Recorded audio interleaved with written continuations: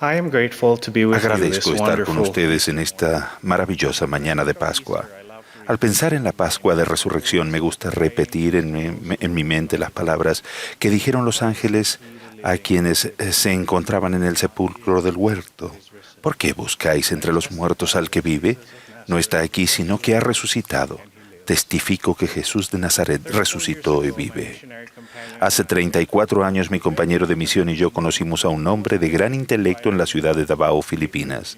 Él era un escritor y colaborador del periódico local. Disfrutamos en enseñarle, ya que tenía muchas preguntas y era muy respetuoso de nuestras creencias. La pregunta más sobresaliente que nos hizo fue, ¿qué pensáis del Cristo? Por supuesto, compartimos con emoción nuestros sentimientos y testificamos de Jesucristo. Más adelante publicó un artículo del mismo tema que contenía palabras y frases maravillosas en cuanto al Salvador. Recuerdo que estaba impresionado, pero no necesariamente me sentía elevado. El artículo tenía buena información, pero se sentía vacío y carecía de poder espiritual. ¿Qué pensáis del Cristo? Estoy descubriendo que la profundidad con la que yo conozca al Salvador influye de manera significativa en mi capacidad para escucharlo, así como la manera en la que respondo. Hace algunos años, el elder Bednar hizo la siguiente pregunta en un discurso. ¿Sabemos solamente acerca del Salvador o estamos llegando a conocerlo cada vez más? ¿Cómo llegamos a conocer al Señor? Al estudiar y meditar llegué al entendimiento claro de que lo que sabía en cuanto al Salvador sobrepasaba en gran medida a cuánto lo conocía en realidad. Entonces decidí esforzarme más por conocerlo. Estoy muy agradecido por las escrituras y los testimonios de los líderes, tanto hombres como mujeres de nuestra iglesia. Mi propia travesía me ha llevado en los últimos años a muchos caminos de estudio y descubrimiento. Y ruego que el Espíritu Santo les transmita hoy un mensaje mucho mayor al de las palabras insuficientes que he escrito. Primero, debemos reconocer que conocer al Salvador es un esfuerzo más importante de nuestra vida y que debe tener prioridad sobre cualquier cosa. Y esta es la vida eterna, que te conozcan a ti, el único Dios verdadero, y a Jesucristo, a quien has enviado. Jesús le dijo, «Yo soy el camino y la verdad y la vida. Nadie viene al Padre sino por mí. Yo soy la luz del mundo. El que me sigue no andará en tinieblas, sino que tendrá la luz de la vida». Segundo, al llegar a conocer cada vez más al Salvador, los pasajes de las Escrituras y las palabras de los profetas se vuelven tan profundamente significativos para nosotros que se convierten en nuestras propias palabras. No se trata de copiar las palabras, los sentimientos y las experiencias de los demás, sino de llegar a saber por nosotros mismos, en nuestras propias palabras y de nuestra única manera, al experimentar con las palabras y recibir el testimonio del Espíritu. ¿No suponéis que sé de estas cosas yo mismo? He aquí os testifico que yo sé que estas cosas de que he hablado son verdaderas. ¿Y cómo suponéis que yo sé de su certeza? He aquí os digo que el Santo Espíritu de Dios me las hace saber. He aquí he ayunado y orado muchos días para poder saber estas cosas por mí mismo. Y ahora sé por mí mismo que son verdaderas, porque el Señor Dios me las ha manifestado por su Santo Espíritu, y este es el Espíritu de revelación que hay en mí. Tercero, llegar a comprender cada vez más que la expiación de Jesucristo se aplica a nosotros de manera personal e individual nos ayudará a conocerlo. Con frecuencia, no es más sencillo pensar y hablar de la expiación de Cristo en términos generales que reconocer su relevancia personal en nuestra vida.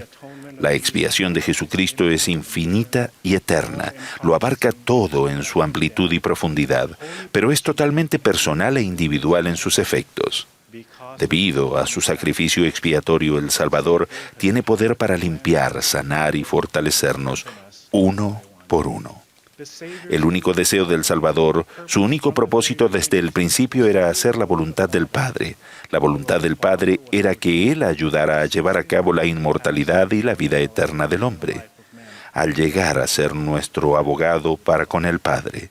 Por tanto, aunque era hijo, por lo que padeció, aprendió la obediencia y habiendo sido perfeccionado, vino a ser el autor de eterna salvación para todos los que le obedecen.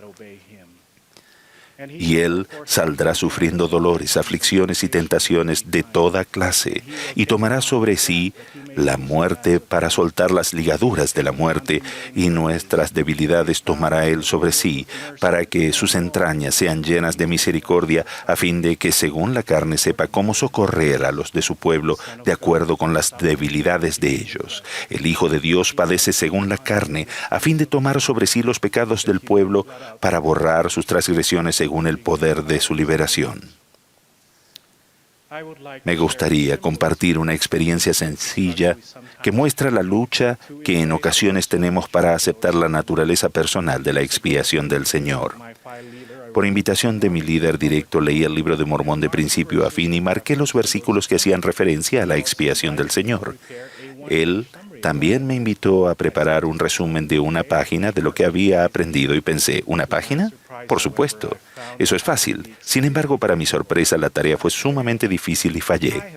Desde entonces me he dado cuenta de que fallé porque no comprendía e hice suposiciones incorrectas. Primero, yo esperaba que el resumen fuera inspirador para todos.